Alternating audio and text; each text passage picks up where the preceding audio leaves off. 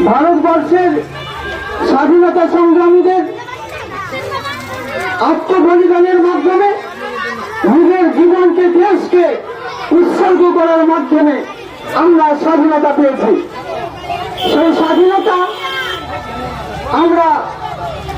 বছরের পর বছর স্মরণ করি। সেই সমস্ত স্বাধীনতা সংগ্রামীদের যারা নিজের পরিবার পরিজনকে ছেড়ে দেশের জন্য আত্মবলিদান দিয়েছে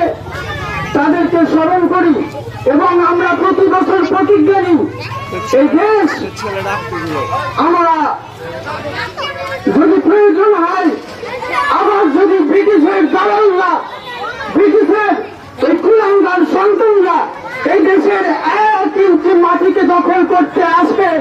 আবার মহাত্মা গান্ধী নেতাজি সুভাষচন্দ্র বসু আবুল কালাম আজাদের সন্তানরা